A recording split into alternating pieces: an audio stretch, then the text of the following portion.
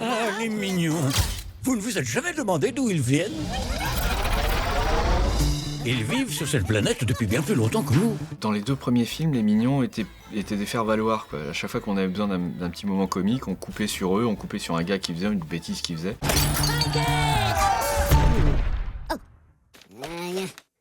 On a voulu faire un film, en fait, qui était un vrai film. Donc on s'est dit, il faut une bonne histoire, il faut des bons personnages.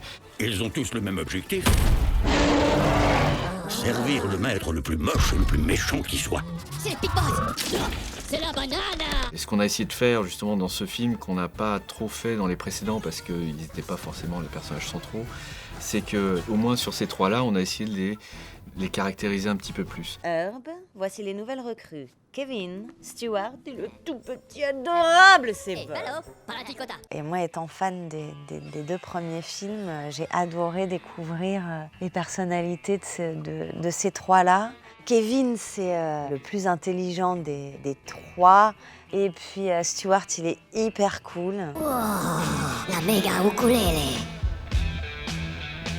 Et Bob, petit jeune. il n'a pas inventé la machine à corner la banane, mais il est hyper mignon. Hello, la la la la la la. Hein? On a pas mal de mignonnes à la maison et ils font tout un tas de trucs qui nous font beaucoup rire. Ouais. Ils nous font à manger, ils mettent la table. Bonjour. Bonjour les mignons. Allez, c'est bon, vous pouvez y aller, on va travailler maintenant.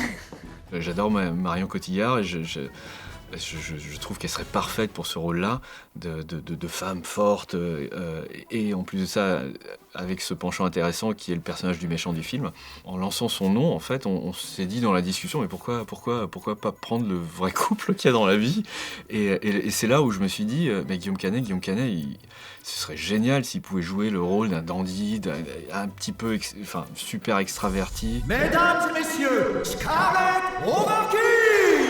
Est-ce que l'un de vous n'a jamais rêvé de travailler pour le plus grand super méchant de tous les temps? Moi, je suis Scarlett Overkill. Je t'aime, Scarlett! Elle est hyper canon. Mais elle fait un peu flipper. Si j'étais un mignon, c'est pour elle que je voudrais travailler. Elle a aussi un côté hyper mielleux parce qu'elle sait que ça cache aussi le côté diabolique et que ça peut toujours servir. Oh les garçons, pouvez-vous venir s'il vous plaît?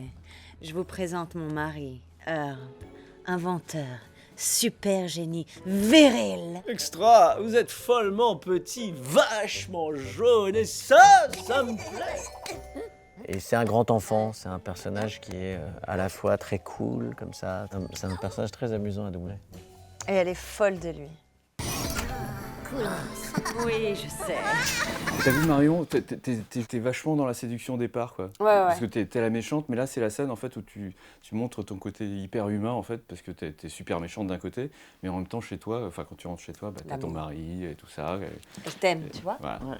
C'est vraiment de la comédie, il y a une voix à trouver parce que le personnage a une espèce de puissance diabolique comme ça et quelque chose que j'ai jamais fait. Donc, et puis j'en avais toujours rêvé en plus. Voilà.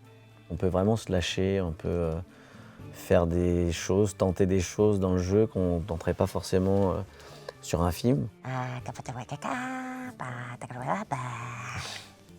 Hein? La cucaracha.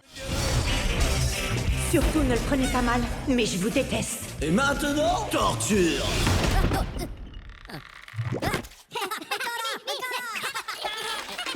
Non les gars, arrêtez, c'est vraiment pas professionnel. Je trouve qu'il y a un côté très très original de s'attacher à des personnages qui sont des vilains, quoi, des méchants. Il y a une vie, un humour. J'ai adoré.